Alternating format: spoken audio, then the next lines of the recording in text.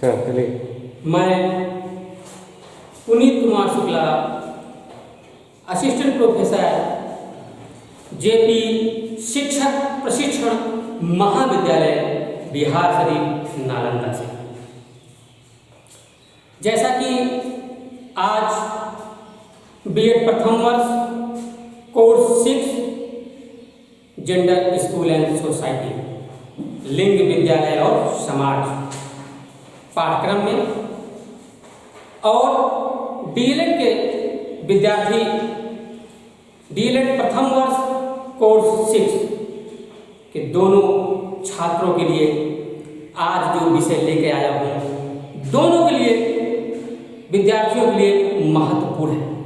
इसलिए DElEd first year और BEd first year course 6 के विद्यार्थी बड़े ध्यान से सुने और देखें। जैसा कि पूर्व में आपको जेंडर की डिफिनीशन और जेंडर के विविधीकरण और विभेद के कारण आदि विषयों पर आपके सम्मुख चर्चा कर चुका हूं और मुझे उम्मीद है कि आप भली भांति उसको समझ चुके होंगे। उसी पाठ्यक्रम को आगे बढ़ाते हुए आज का विषय है लिंगी विभेदों की समाप्ति के उपाय। यानी जो लिंगी विभेद है, चाहे वह जनसंख्या में हो, चाहे वह शिक्षा में हो, चाहे आर्थिक रूप से हो, चाहे राजनीतिक रूप से हो, चाहे सांस्कृतिक रूप से हो, चाहे पारिवारिक रूप से हो, किसी भी रूप में हो, उन विभेदों को, उन असमानताओं को कैसे समाप्त किया जाए, इसी पे आज आपके सम्मुख हम चर्चा करेंगे।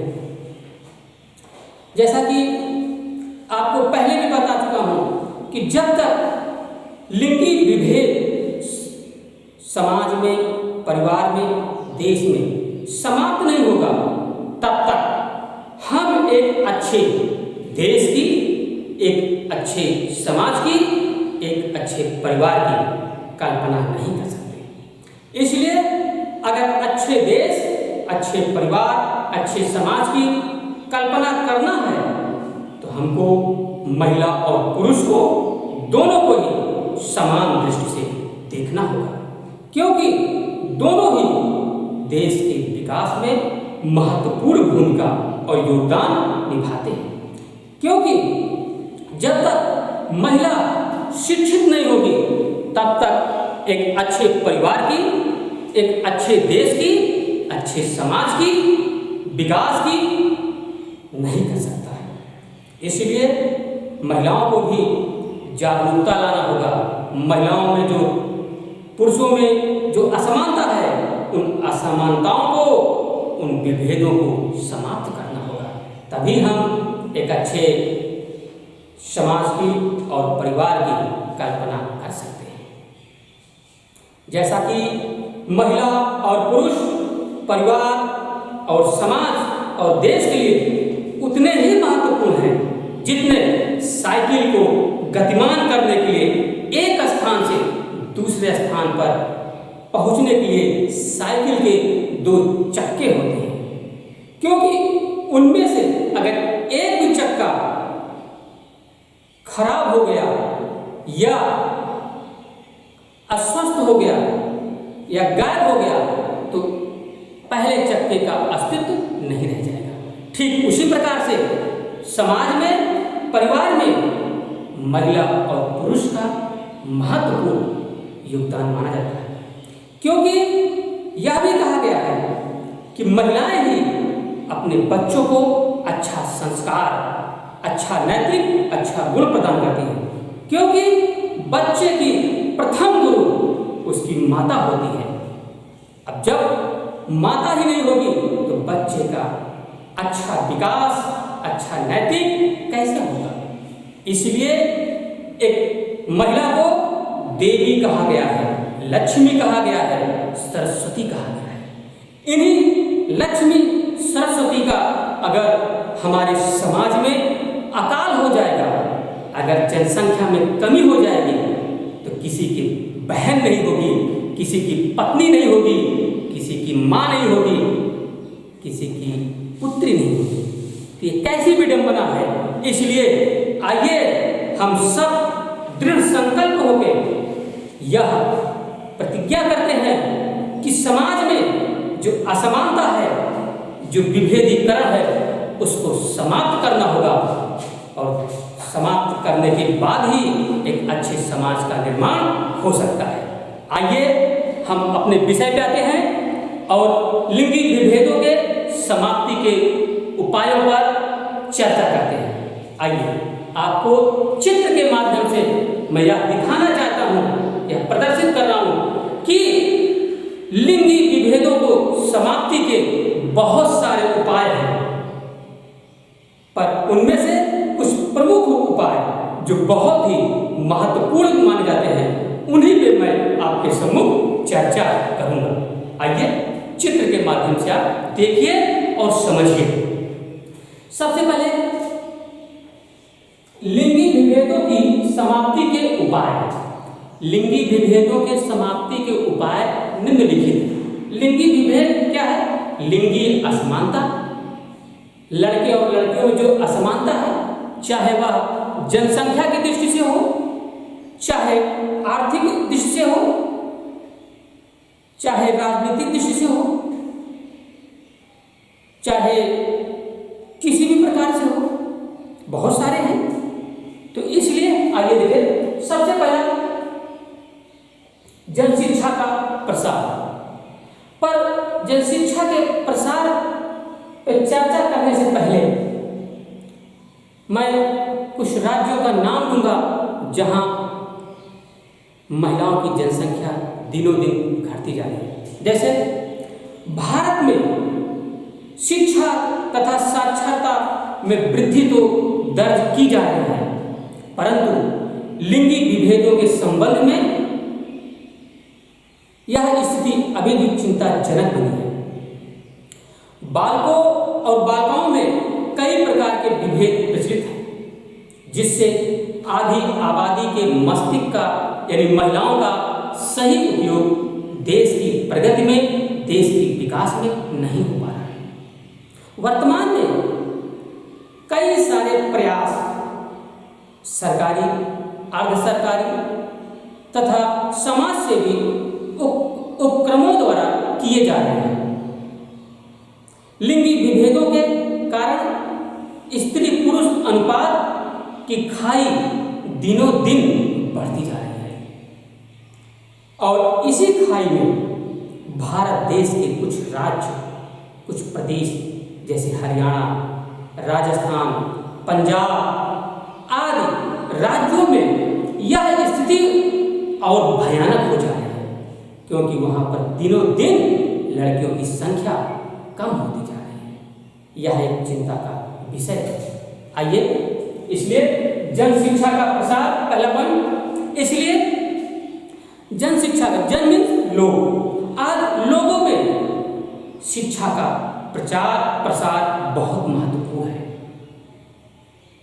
क्योंकि भारत देश में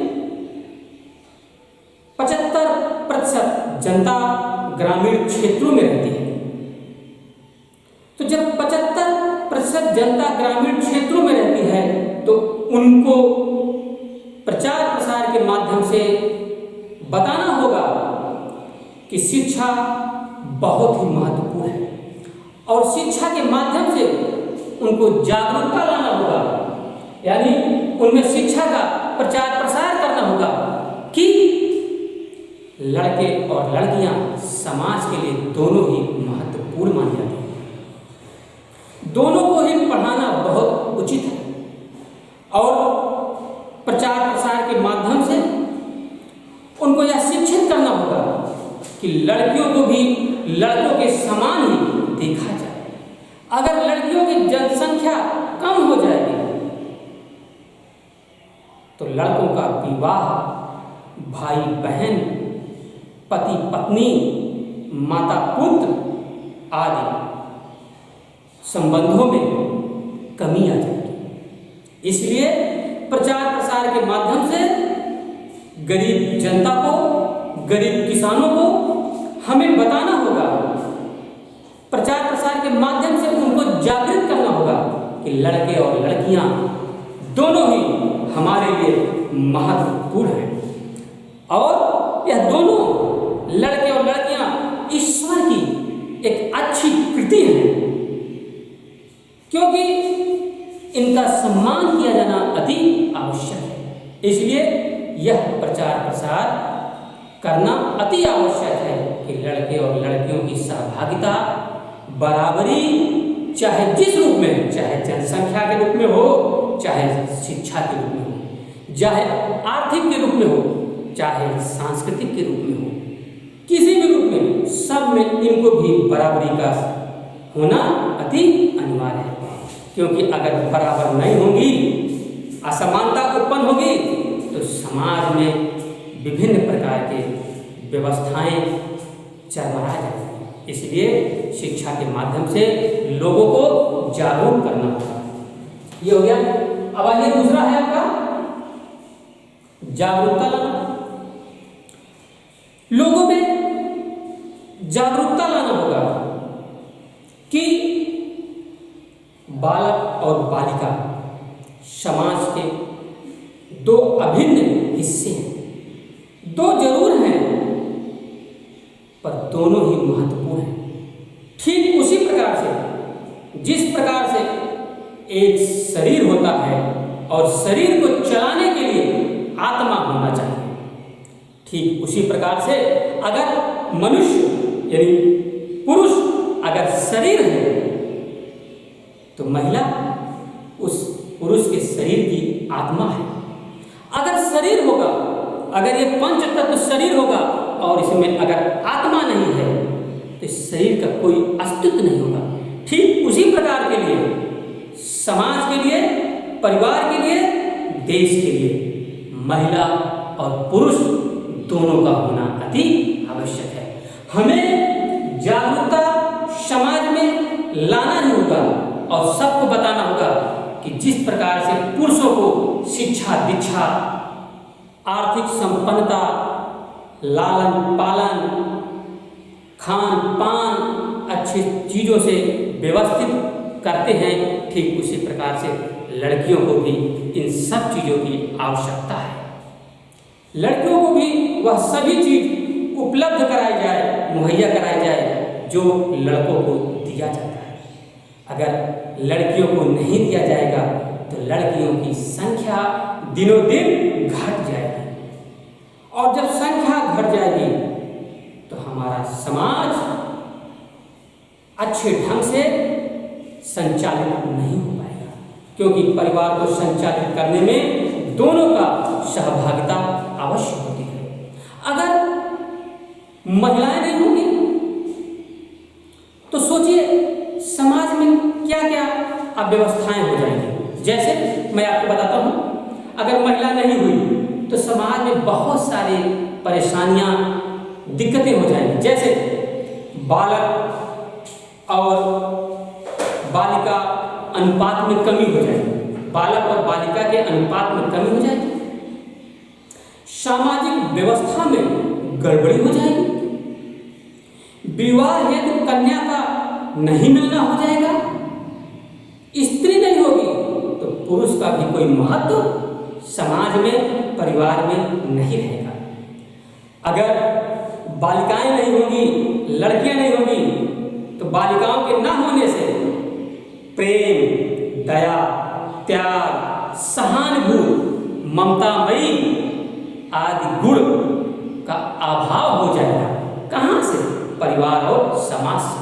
और समाज में अगर लड़कियां नहीं होंगी या कम हो जाएंगी तो व्यभिचार को बढ़ावा मिल जाएगा, बहुत सारे अप्रिय घटनाएं घट जाएंगी। इसलिए लोगों को जागरूक करना होगा कि नहीं, लड़कियां होना अति आवश्यक है, क्योंकि लड़कियां नहीं होंगी तो पुरुष भी कल्पना अच्छे ढंग से, समाज अच्छे ढंग से, परिवार नहीं चल सकता है।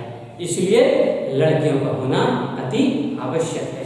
ठीक उसी प्रकार से जिस प्रकार से साइकिल के 2 चक्के होते हैं। अब तीसरा पॉइंट है